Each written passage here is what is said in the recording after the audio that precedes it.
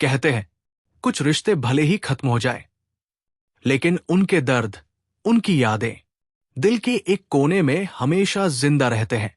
आज की कहानी ऐसी ही एक मोहब्बत की है, अधूरी भी और अमर भी। ये कहानी शुरू होती है एक शांत रात से। एक अस्पताल के बाहर एक लड़का बैठा था, अमन। चेहरा थका हुआ, आंखें लाल और दिल बेचैनी से भरा हुआ। उसके मोबाइल पर बार बार एक ही नाम दिख रहा था, अनवी। वही लड़की जो कभी उसकी पूरी दुनिया हुआ करती थी, लेकिन 2 साल पहले उसकी जिंदगी से हमेशा के लिए चली गई थी। अमन के मन में एक ही सवाल था, इतने साल बाद अचानक मुझे क्यों फोन किया उसने? उसी समय एक नर्स उसके पास आई और बोली, आप अमन हैं? आपको आईसीयू में बुलाया गया है। मरीज का नाम अनवी। ये सुनते ही जैसे उसकी सांसें रुक गई। वो भागते हुए अंदर पहुंचा और आईसीयू के कांच के पीछे एक बहुत ही कमजोर, बीमार, सांसों से जूझती हुई लड़की को देखा। वो अनवी थी। अमन की आंखें डबडबा गई। वो वही जम गया जैसे वक्त अचानक थम गया हो। डॉक्टर ने धीरे से कहा, इसकी हालत बहुत खराब है। होश खोने से पहले ये सिर्फ एक नाम ले रही थी, अमन। अमन की पूरी दुनिया उलट गई। 2 साल पहले एक गलतफहमी, कुछ लड़ाइयां और गुस्से में बोले कुछ शब्दों ने उनका रिश्ता हमेशा के लिए तोड़ दिया था। और आज उसी लड़की ने आखिरी वक्त में उसी का नाम पुकारा था। आईसीयू के बाहर नर्स ने अमन को एक छोटी डायरी दी। होश में आने से पहले उसने कहा था, अगर मैं बच न सकूं तो ये डायरी अमन को देना। अमन के हाथ कांप उठे। उसने डायरी खोली। पहला पन्ना। मैं अमन से नाराज नहीं थी, मैं बस थक गई थी। दूसरा पन्ना। वो मुझे कभी समझ नहीं पाया, लेकिन मैंने उसे हमेशा प्यार किया। तीसरा पन्ना। डॉक्टर ने कहा है कि मेरे पास कम समय है, पर मैं जाने से पहले अमन से एक बार मिलना चाहती हूं।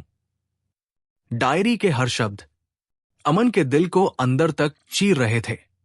वो रो पड़ा। जो रिश्ता उसने गुस्से में खत्म किया था, वो रिश्ता अनवी ने प्यार से निभाया था, आखिरी सांस तक। अमन आईसीयू के अंदर गया। अनवी की आंखें हल्की सी खुली। उसने मुस्कुराने की कोशिश की। उसने फुसफुसाकर कहा, तुम आ गए। अमन रोते हुए बोला, तुमने बताया क्यों नहीं? क्यों अकेले सब सहती रहीं? अनवी की आंखों में दर्द था, पर प्यार भी था। उसने धीरे से कहा, क्योंकि तुम्हें जीना था अमन, और मैं धीरे धीरे खत्म हो रही थी। अमन की आवाज कांपी, मैं तुम्हें नहीं खो सकता, तुम वापस आ जाओ प्लीज। अनवी ने उसकी ओर देखा, जैसे कह रही हो, काश ऐसा हो पाता। अचानक मशीनें तेज आवाजें करने लगी। डॉक्टर अंदर भागे। अमन बाहर खड़ा, रोते हुए भगवान से सिर्फ एक बात कह रहा था, उसे मत ले जाओ प्लीज। कुछ देर बाद डॉक्टर बाहर आए। उनके चेहरे पर गंभीरता थी। अमन की सांस अटक गई। उसने पूछने की हिम्मत जुटाई, वो कैसी है? डॉक्टर ने कहा, किस्मत ने उसे वापस भेज दिया है। वो लड़ रही है और जिंदा है। अमन वही रोता हुआ बैठ गया, शुक्रगुजार, टूट चुका, लेकिन उम्मीद में डूबा हुआ। अगले कई हफ्ते अमन अस्पताल में ही रहा। उसने अनवी को धीरे धीरे ठीक होते देखा, उसकी मुस्कुराहट लौटते देखी। और फिर एक दिन, जब अनवी पूरी तरह होश में थी, अमन ने उसका हाथ पकड़कर कहा, आओ सब फिर से शुरू करते हैं। इस बार कोई गलती नहीं होगी। अनवी ने कुछ पल उसके चेहरे को देखा। उसकी आंखें नम थी।